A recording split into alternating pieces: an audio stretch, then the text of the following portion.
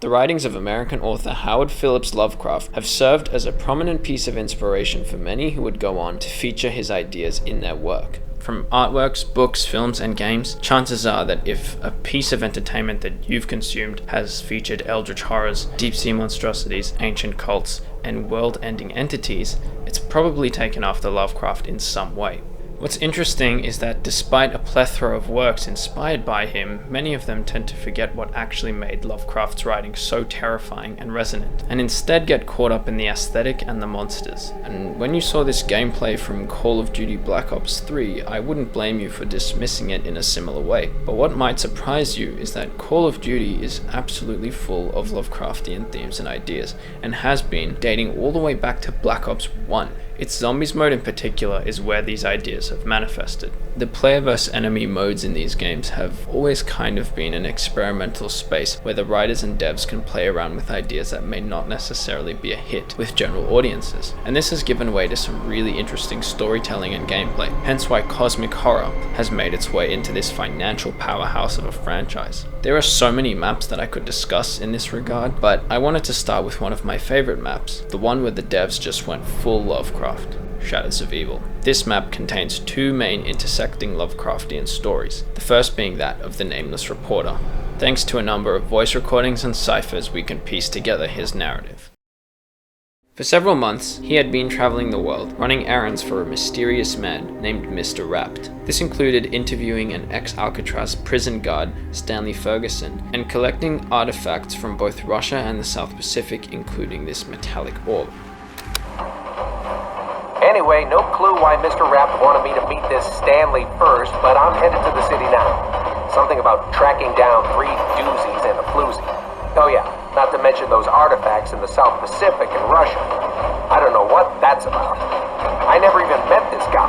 Likes to stay to the shadows. Real weirdo. But the money's good. Maybe it'll all make sense when I get there. On December 31st, 1943, he arrived in Morgue City. It was here that he would contact several people that Mr. Rapt was looking for. He hired a truck and a room to live in. Hey, Mr. Rapt, just checking in. So I'm here. Finally, taking in the sights, sounds, and smells of Morgue City. I know you sent me here to write a piece about the city's bustling nightlife and theater scene, and the characters that inhabit it, but things are getting kind of strange. Even though no one seems to want to talk about it, something is definitely off about this city. Just last week there was a media show, a freaking media show, and everybody acted like it was no big thing. Then, the mold showed up, all over the city. In the dark, damp alleys, there's a strange kind of fungus growing. It looks weird and smells even weirder, but nobody really says anything. Then people started getting sick. At first it just made them delirious, confused. Then they really got sick. It was like they were wasting away. People finally started talking about it. I spoke to one guy in his 80s, a fruit seller, at the local market. He said something similar happened in New England in 1882. When I tried to press him on it, he just lowered his head and ignored me. If you ask me, something definitely ain't right here. Besides the obvious references to Lovecraft's work in the mention of the meteor as well as New England, this dialogue bears strong resemblance to Shadow over Innsmouth, a story about a man who stops in a small New England town called Innsmouth during his travels. Morgue City seems to be experiencing that same unexplained decay. The parallels continue as the story develops. Hey, Mr. Rapt. So, I went by the market again today. For some reason, the fruit seller was much more talkative. He told me that when he was a boy, his uncle would get drunk and start talking about how a dark force cast its shadow over the city, how good and evil were battling right on our doorstep, and that the only thing holding back the forces of the apocalypse was the ancient order of the Keepers. Well, even if what he said was more than a little crazy, I'm not sure he was. Much like the protagonist of Innsmouth, the reporter speaks to an elderly man who starts to reveal that the city harbors dark and ancient secrets within. His burning curiosity begins to consume him, and he starts to dig deeper. Even though they're scared, or maybe because they are, people are talking more. Asking around, I've heard more than a few whispers about this ancient order and the Keepers. I think it's some kind of cult. They say you can hear them chanting sometimes, from beneath the city. There's all these rumors about human sacrifices and freaky shit that even the police won't investigate. Because they've been paid off, or because they're too damn scared. I'm not sure what to believe anymore. These talks of hidden cults, voices, chanting. Once again, all from Innsmouth. They build a sense of the occult, as if the city harbors some frightening secret which everyone except the reporter are in on. Ancient artifacts and strange alien languages were also common tropes in Lovecraft's work. It wouldn't surprise me if, during his stay, the reporter started to hear voices coming from the orb, finding himself writing its strange characters instead of his notes. In fact, depending on where you are in the map, you can actually hear a faint whispering. By the 30th of March 1944, he had obtained all the information that Mr. Rapt had requested of him. Hey, Mr. Rapt. So I tracked down all the people you asked me to look into. I sent you a telegram with all their details, but I gotta be honest, I'm getting nervous. These last 6 months you've had me working like a low-rent private dick. When really, I just want to be a reporter. It's not that I'm ungrateful. I know the checks you've given me have been more than generous for services rendered. It's just all this stuff you've had me do. Tracking down ancient artifacts in the South Pacific, finding all these strange metals and rocks in Russia, and still, I haven't even met you face to face. I'm sorry, Mr. Rapp. I think maybe the mood in the city is getting to me a little. Making me nervous. Antsy. Anyway, I'm looking forward to you finally getting here. This is the last we hear from the reporter himself, but his story doesn't end there. In Innsmouth, the protagonist does what he can to leave the town as soon as possible, but the reporter must stay in Morgue City and await Mr. Rapt's arrival. I'd imagine that his curiosity perhaps led to discoveries that unsettled him even further. On the 5th of April, he receives a letter addressed to him by name. He opens it and immediately notices a perfect illustration of the orb, and an instruction warning him not to give it to anyone under any circumstances. The author of the letter, Dr. Monty, gave the artifact a name, the Summoning Key. This letter would have elevated the reporter's anxious state. He was likely starting to fear for his life, unsure how anyone other than Mr. Rapt could have known where he was staying, and that he had the Summoning Key. Was he being followed? Watched? Was he to listen to the faceless Mr. Rapt, or the faceless Dr. Monty? It's easy to think that between his paranoia and the effects of the Summoning Key, he probably started to go mad, drawing these inscriptions on his walls, and living in a new location every few weeks. On the 22nd of April, whilst in the main square, a man with a German accent approached him and asked about the Summoning Key, as if he knew it was in his possession. Despite the letter, the reporter must have decided to give it to him, if only perhaps to escape its possessive voices. The German tells of his encounter with the reporter. I met the reporter who was to deliver the artifact. He said he was going to bring it on his truck in a crate, but when I arrived, the reporter was babbling and acting wildly, waving a letter in his hand, telling me to stay away. The crate containing the artifact had been sealed with some ancient magic. When I told him I must have the artifact and moved towards the crate, he attacked me. I acted in self-defense, stabbing him in the chest.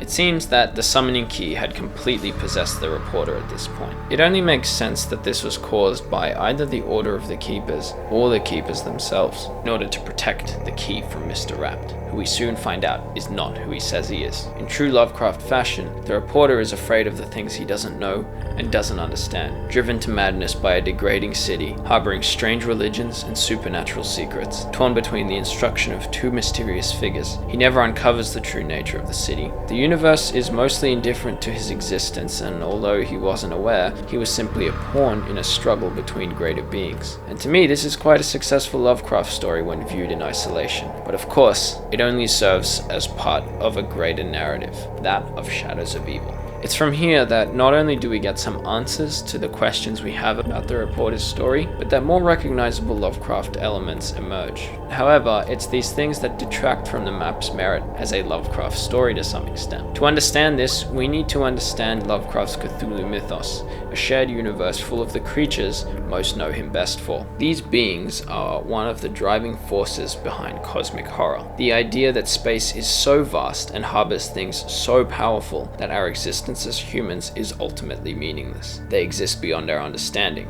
We lack the ability to even comprehend them, let alone sympathize with their feelings or motives. Seeing them, or even just hearing about them, is enough to drive someone to madness, a fate many of Lovecraft's protagonists suffer. It's easy to think you're the center of the world until you find out that you don't even know what the world is. These beings are typically indifferent to our existence, but there are exceptions. Nyarlathotep is unlike the other deities in the Cthulhu mythos, as instead of feeling total indifference towards us, he derives enjoyment from the chaos and madness, which he causes through his manipulation and deceit of humans. He can take the form of a human, and in doing so can drive people to destroy themselves, and this is exactly what we see in Shadows of Evil. So let's take a step back to March 30th, to the reporter and Mr. Rapt.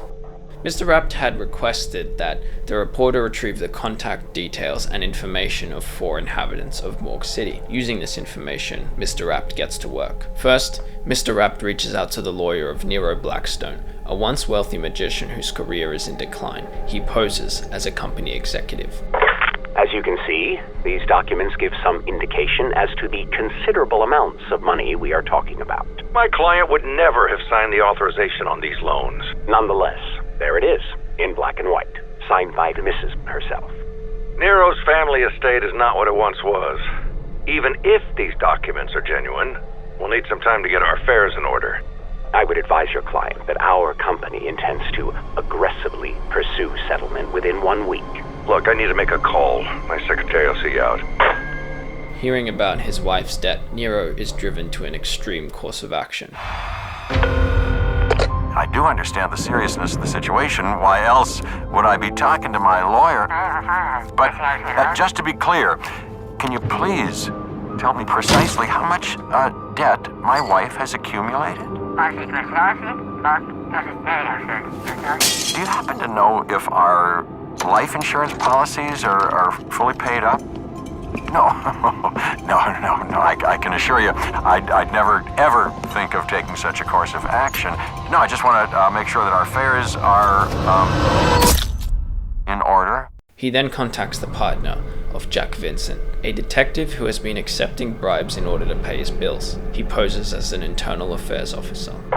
Please understand that you yourself are not under any suspicion at this time. This is merely an informal interview. Yeah, I know. Can we just cut to the chase? The chase? Excellent metaphor. Or is it an allegory? I can never remember the difference. You want to know about my partner, Jack Vincent. You're a good detective. So what do you want to know? Is Jack Vincent on the take? Listen, the more I talk to you, the more I'll get a reputation around the precinct. Can we maybe do this elsewhere? Jack starts to tie up any loose ends that could potentially get him in trouble. Hey, we got a problem. A big problem. The mayor's trying to make a name for himself, sticking his nose where it don't belong. He's looking into allegations of police bribery. What do you say we get together at the usual joint? Talk things through. Figure out a way to put this to bed before it gets out of hand. Trust me, have I ever steered you wrong before?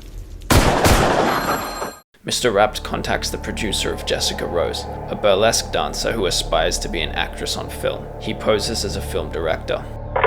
As you know, I'm looking to cast the female lead in my new picture. And I heard that you have quite the roster of up-and-coming talent in this town. Can you maybe tell me a little more about what kind of woman you're looking for?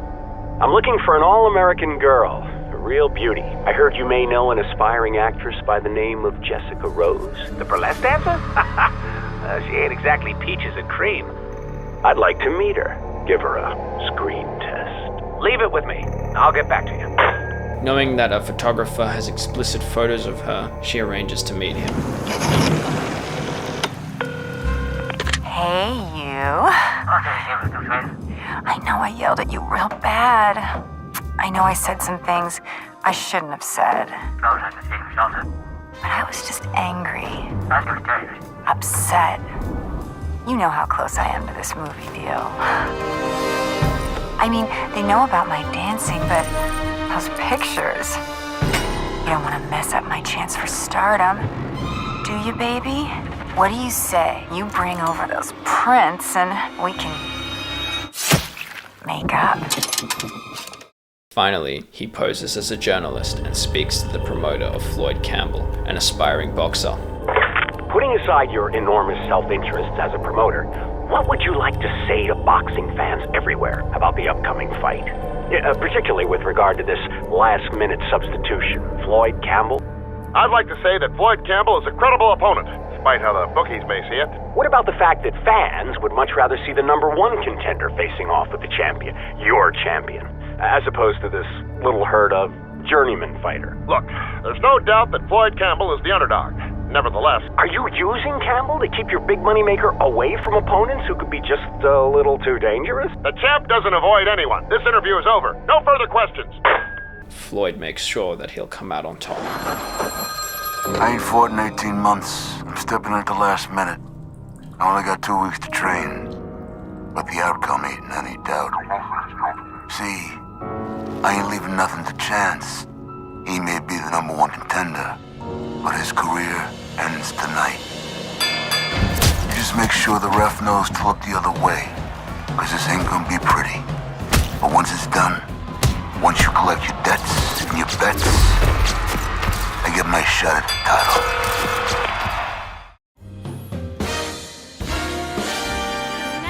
On the evening of April 25th, all 4 of them go to the Black Burlesque, where they are knocked unconscious. They awake in a twisted version of Morgue City. The Shadow Man reveals himself to them. Why do you do the things you do? Do you not see the futility of your tiny, insignificant existence? You are but fragments of a bigger universe.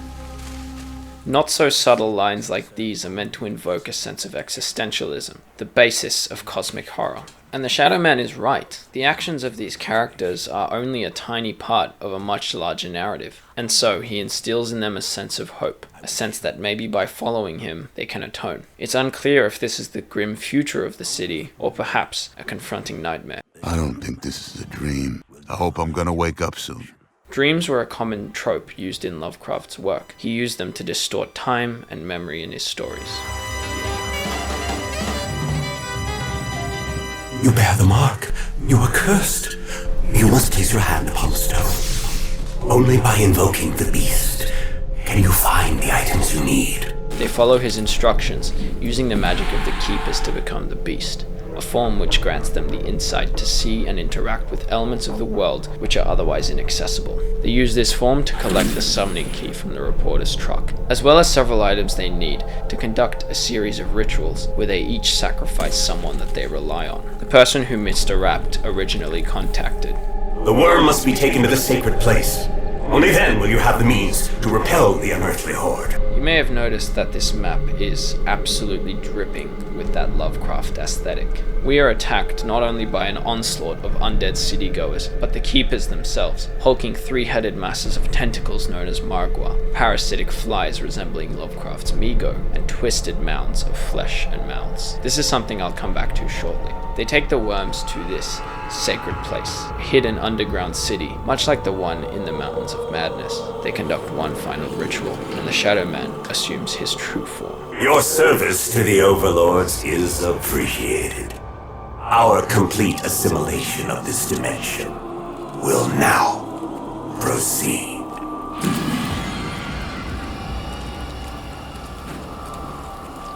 That son of a bitch. He tricked us. This fight was rigged, right from the start. No way we was gonna beat the ones who set the rules.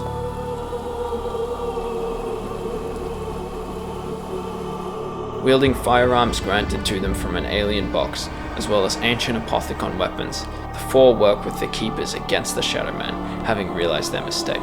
They also discover that each one of them suspiciously missed a phone call, which would have prevented them from killing anyone. Hey, Floyd, you did good. You kept your word, delivered the knockout. I just wanted to tell you not to worry about any fucking journalists or commission investigations. I wanted to give you the good news. It's all set. You got your title shot. January 15th. Hey, Jackie, it's me. Some suit from Internal Affairs came by today, asking a whole bunch of questions. I didn't say shit, because I don't know shit. As far as I can tell, you're in the clear. I trust you, Jackie. You're my best friend. Just wanted you to know that I got your back. Always. Hey, Jessica. A movie director came by to talk to me today, said he wanted to meet you. I gotta be honest, I didn't get a good feeling from him. I told him where to go. Well, not in so many words. Listen, I'm glad you didn't sign that studio contract. Here's the thing. My partner's written a musical that just got financing. I know that you're gonna be perfect for the lead. This time next year, you're gonna be on Broadway, baby! Nero, I have the most wonderful news. The loan documents were fraudulent. Well, your wife was fraudulent. She forged your signature on the loan agreements, and we can prove it. You couldn't possibly assign those papers. You were in a coma for the entire month. The Shadow Man continues to remind them of their insignificance as they fight him. You have lived beyond your usefulness. Your only purpose now is to suffer. Despite his efforts to stop them, they eventually weaken the Shadow Man. Wait! What are you doing? You are but mortals! They dispel the monstrosity from the sky and trap the Shadow Man in the summoning key, but their victory is short-lived.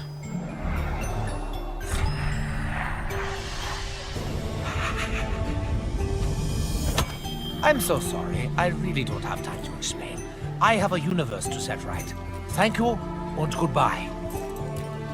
They continue to fight, but the next day, the Apothicons destroy their dimension, erasing them from existence. So is this story successfully Lovecraftian? Well, yes and no. It certainly makes apt use of the Cthulhu mythos. The Shadow Man and his alias Mr. Rapt are the splitting image of Nyarlathotep, and his manipulative behavior certainly aligns with the descriptions of this deity. The integrity of this as a Lovecraft story begins to fade a bit during gameplay. You may initially feel intimidated, hopeless, overwhelmed by the forces of the beings around you, from the zombies to the Shadow Man and the Apothicons, but you become very powerful during gameplay and can kill literally any threat to your life, even the Shadow Man. It's not exactly Lovecraftian to be able to defeat or even to fight any of these beings. The idea that we can defeat these godlike beings contradicts everything that they stand for, and this is an issue with Black Ops 3's wider narrative. We have a pretty good understanding of the Apothicons, Dr. Monty, the Shadow Man, and especially Richthofen, the German, who we frequently play as. We know where they came from, we understand their motives and what they're capable of. To play as a human and defeat the gods really detracts from what makes them frightening. But in saying that, I don't think Shadows of Evil ever goes too far with this. You always feel like you're only fighting the foot soldiers of this race, and the Shadow Man is always talking about his overlords. Imagine being a regular human of this world. To people like these guys or the reporter, Richthofen is as much of a cosmic deity as is the Shadow Man. They both possess powers and knowledge beyond human understanding and use these people as tools for their own goals, without a second thought. And why would they care? These people are but fragments of a greater universe. Every single action and effort from these characters in an attempt to save themselves from damnation is futile. They kill only to discover there was no need. They attempt to atone only to invite evil into their world. And even when they try to take fate into their own hands and repel the evil, their existence is dismissed as insignificant when compared to the greater cosmic struggle. They're abandoned and wiped from existence. And if that's not Lovecraftian, I don't know what is. Shadows of Evil is not a perfect adaptation of Lovecraft's themes. Certain aspects of it hold up quite well, especially when viewed in isolation and from the perspectives of its main characters, but unfortunately, when viewed within a wider context, it starts to fall apart. As much as I love its humorous characters, its jazz music and relentless action, I can't help but feel like they robbed the map of some of its mystery and frightening atmosphere. But is that really a bad thing? I, for one, love seeing how different people have made Lovecraft work in a way that he never did, without compromising their own creative vision or the enjoyment of their audience. Does every protagonist need to go insane? Does every monster need to be hidden from our eyes? Do our antagonists need to be completely unrelatable? Lovecraft encouraged other writers to make use of his ideas and mythos, and everyone is going to have different answers. And this is Call of Duty's answer, and I genuinely think that it displays a great understanding of cosmic horror, even if they destroyed its fear factor later on. But Shadows of Evil is a solid standalone effort. Thanks for watching. If you enjoyed, let me know. There are many other stories within zombies that I could explore within the context of Lovecraft. And if you didn't enjoy this, don't worry, I've got more of my standard type of video coming soon as well. Be sure to subscribe for more of that epic gamer content. See you next time.